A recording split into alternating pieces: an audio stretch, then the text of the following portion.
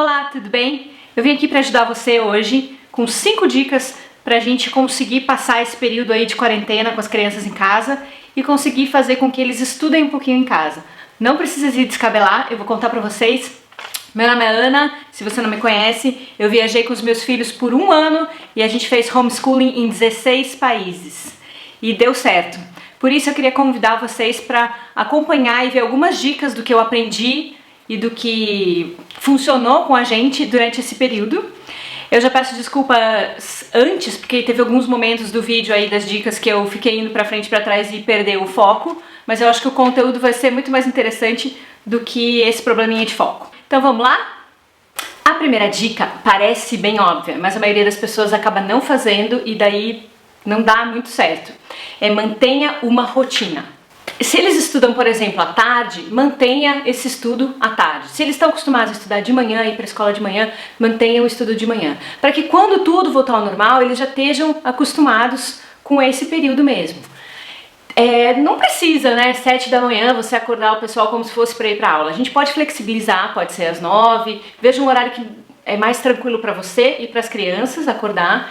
E como você está fazendo esse estudo assim, sem uma turma inteira, geralmente a professora na sala de aula tem mais trabalho para controlar a turma, para sentar, para todo mundo prestar atenção, etc. Então demora mais. O período das 7 ao meio-dia, por exemplo, que é o período que eles vão para aula, quando você dá aula só para uma pessoa, é como se fosse uma aula particular. Então essa criança vai ter atenção, vai muito mais ter concentração quando está só você e ela, ou quando está só ela lendo os livros. Então não precisa ser todo esse período longo das 7 ao meio-dia. A gente pode flexibilizar, pode ser das 9 ao meio-dia, pode ser um período um pouquinho menor, contanto que todo dia seja o mesmo horário. O ideal é não deixar eles ficarem de pijama ou fazendo no sofá, na sala, em qualquer lugar. É trocar de roupa, não vão pôr uniforme, mas eles coloquem uma roupinha bonitinha, sentem na cadeira, sem distrações. Geralmente agora acho que todo mundo vai estudar nas suas escrivaninhas. O ideal é que não tenha bichinho, qualquer coisa que eles possam se distrair, então que eles consigam manter aquela concentração. Se você pensar numa sala de aula, eles têm só a carteira e os livros, né? É muito mais, apesar de ter todos os colegas para distrair, eles têm só aquilo que eles precisam. Então leva todo o material, concentra, mantém essa rotina de horário, né? E tem uma coisa que eu falo também, por mais que, digamos, a gente não vá ter aula das 9 ao meio-dia, eles precisam ter, não vai ter aula das 7 ao meio-dia, vai ter aula das 9, vai ser uma aula mais curta, eles precisam ter breaks, eles precisam ter algumas paradinhas entre aulas. Então, o ideal é que tenha uma matéria em meia hora e um descansinho de 5 a 10 minutos, para depois começar outra matéria, e assim vá com períodos e pausas, né, de breaks. Mesmo que não seja um recreio de 20 minutos, que nem eles têm na escola, de 5 a 10 seria ideal para que eles possam dar uma resetada na cabeça e ver um outro assunto. Não dá para fazer em português um dia inteiro, depois na terça tudo matemática. É bom fazer essa variação.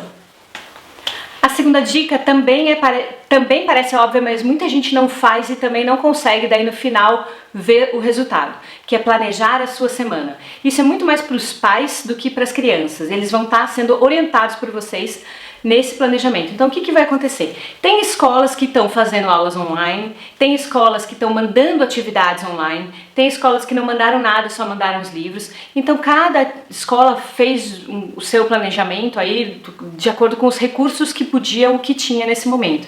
Também foi aquela correria, eles também não tiveram tempo de programar como que eles fariam essa entrega do conteúdo e das matérias para as famílias. Então tenta você dar uma olhada nas apostilas e nos livros, dar uma olhada o que eles já tiveram, o que seriam os próximos capítulos, as próximas unidades, para você planejar certinho. Bom, até a final dessa semana a gente precisa fazer da página tal até a página tal, dessa matéria ou daquela outra matéria, então você planeja certinho para você saber que no final, na sexta-feira, que bacana, essa semana rendeu e a gente fez tudo isso aqui, olha que legal.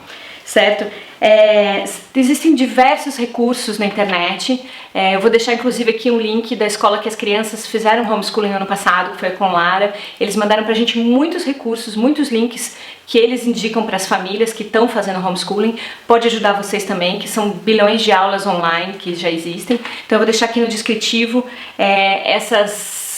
esses links todos para vocês checarem, combinado? E a divisão de matérias é uma coisa bacana quando você tem, por exemplo, em casa, pai e mãe que tem perfis diferentes, sei lá, o pai é engenheiro e gosta muito de matemática, a mãe é advogada e gosta mais do português, da história, então já é natural que o pai ajude mais a criança com aquelas matérias mais exatas e a mãe vá para as matérias mais humanas, assim sendo.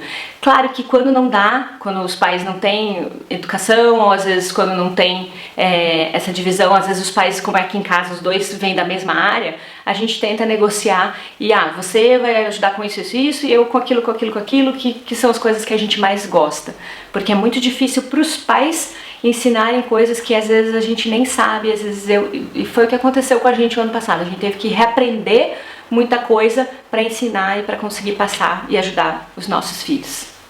A terceira dica é de autonomia. O que acontece às vezes, como nós somos pais, a gente quer ajudar e quer fazer tudo por eles e quer que eles não sofram, mas a gente tem que liberar eles para sempre pensarem sozinhos ou fazerem as coisas sozinhas. Acontece na sala de aula, por exemplo, a professora não tem tempo de ficar indo de carteira em carteira vendo qual que é a dificuldade de cada aluno.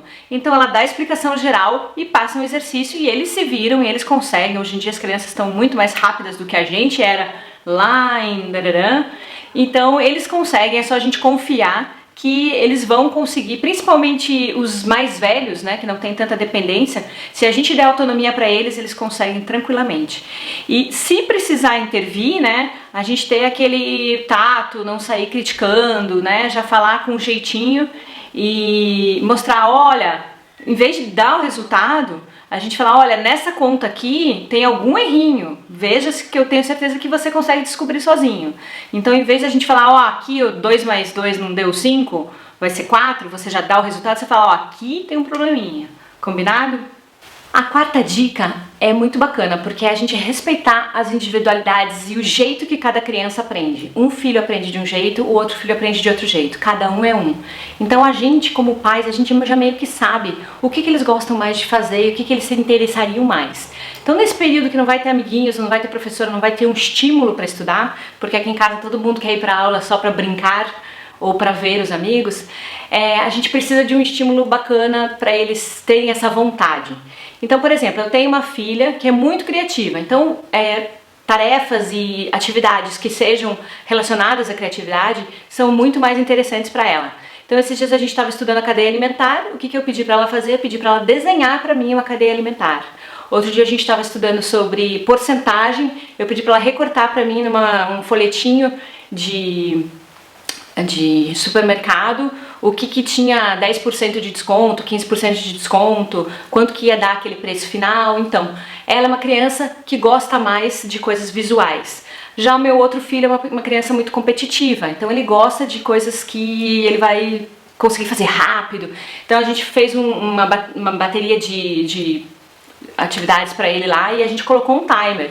E nesse timer, se ele conseguisse ganhar do relógio, ele ganharia um ponto. Então a gente fez meio que uma competiçãozinha. Então cada criança tem uma individualidade.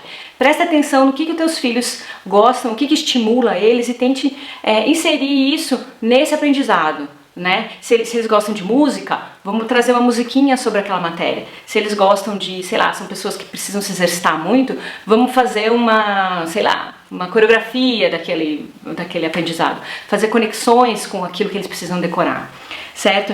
E o que acontece também? A intimidade que a gente tem como pai e mãe, que a gente conhece muito bem as crianças, às vezes ela atrapalha.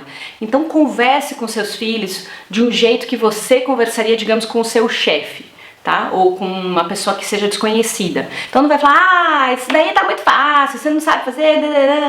Você nunca falaria isso para qualquer outra criança. Então comece elogiando, olha que legal, você acertou essa daqui, mas veja bem, essa outra aqui não é bem assim, não é bem esse caminho, vamos tentar de novo? É tudo com jeitinho, você vai elogiar antes de você criticar. Então a gente tem às vezes essa tendência de pai e mãe de estar toda hora em cima, toda hora no pé, toda hora realmente criticando, a gente tem que se policiar. Uma professora não faria isso. Então seja nesse momento um professor, não seja um pai e mãe. Fale com carinho, né? É engraçado esse negócio da intimidade atrapalhar, mas ela realmente atrapalha. E vamos lá para a última dica. A quinta e última dica é uma dica bem bacana porque a gente vai conseguir ajudá-los a se manter motivados.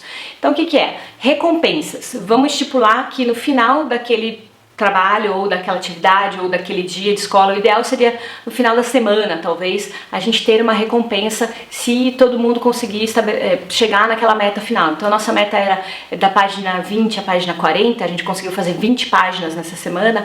Ah, que bacana, o que você quer ganhar com isso? Claro que não é uma coisa de comprar as crianças, você vai ganhar um brinquedo novo, enfim, não é isso a nossa intenção, mas você pode recompensar com uma coisa que eles gostam muito, que é o nosso tempo com eles. Ah, se você chegar nessa página, a gente pode jogar Just Dance juntos, ou a gente pode jogar bola, ou tá todo mundo preso em casa, a gente pode jogar um jogo que você vai escolher qual o jogo de tabuleiro que a gente vai jogar juntos, ou você vai escolher o filme do Netflix que a gente vai